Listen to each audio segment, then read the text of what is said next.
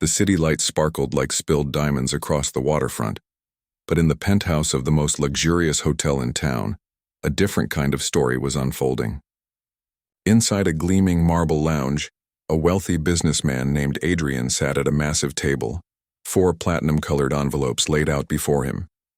Each one held an unlimited credit card, the kind reserved for the world's elite.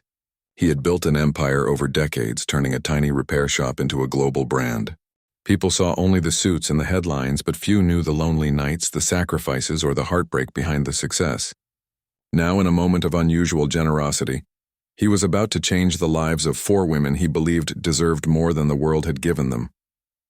If you believe in kindness, second chances, and the power of giving, please like this video, comment with your thoughts, share it with someone who needs hope today, and subscribe to Hidden Hearts.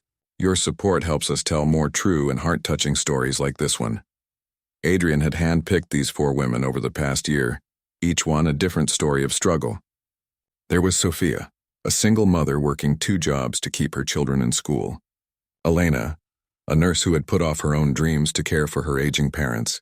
Maya, a young artist sleeping in her car to afford paints and canvas. And Rosa, a maid in Adrian's own building who quietly worked dawn to midnight, cleaning after others while dreaming of sending money home to her family in another country. Each had touched him in some small way, reminding him of his own mother's quiet strength when he was a boy. He invited them all to the penthouse under the guise of a private dinner. The night was warm, the sky streaked with fading gold, when the women arrived. They sat awkwardly at the long table, unsure why a man like Adrian would summon them. The room was filled with soft piano music and the faint scent of orchids. Adrian explained that he wanted to thank them for their courage and persistence, to give them a chance at freedom. He slid each envelope across the table, watching their eyes widen as they opened them to reveal the heavy cards inside. The women's hands trembled, tears welling up as he told them the cards had no limits, no conditions. He wanted them to use the money to build the lives they deserved. But Rosa, the maid, didn't reach for her envelope. She stood at the edge of the room in her crisp uniform, hands clasped. She had come to serve, not to sit. She was supposed to be pouring wine and clearing plates, yet Adrian had included her name on the invitations. She felt out of place, unsure if she even belonged at the table. When Adrian extended the final envelope toward her, she hesitated, her dark eyes full of something unreadable.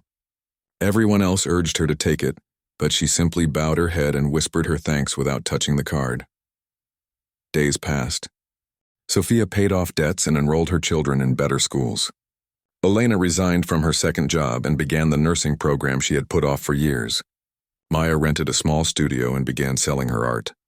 But Rosa continued to come to work every morning at 5 a.m., scrubbing floors and polishing brass. The envelope with the unlimited card sat untouched in her modest apartment. Adrian noticed. He wondered if she hadn't understood or if she was too proud to use it. Something about her restraint stayed with him. One afternoon, he asked Rosa privately why she hadn't used the card. She looked at him quietly, her hands still smelling faintly of soap. She told him she had been saving it, not for herself, but for something she felt mattered more. Her younger sister had been trying to open a small school in their rural hometown, where children walked miles for education. Rosa had decided that the entire sum would go to building that school. She didn't want a mansion or designer clothes. She wanted a future for kids she would never meet but whose lives she could change. As she spoke, her eyes shone with a quiet fire that Adrian recognized, the same fire that had driven him to build his empire from nothing. Adrian was stunned. In his world, generosity often came with strings attached or an expectation of applause. But Rosa's choice was selfless, invisible. She hadn't boasted, hadn't even told the other women.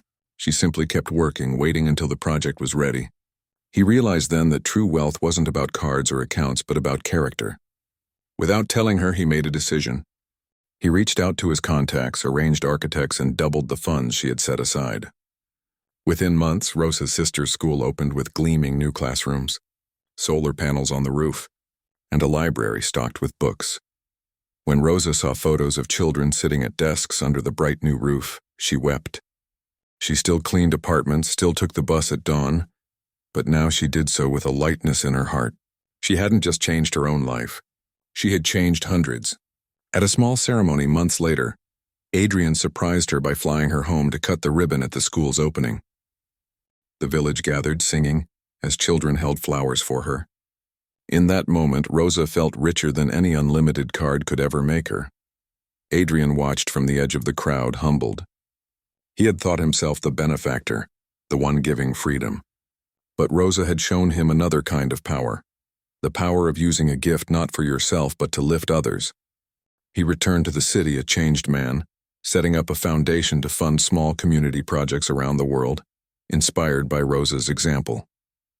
The other women also began giving back, starting scholarships and volunteering. A ripple of generosity spread outward from one quiet maid's choice.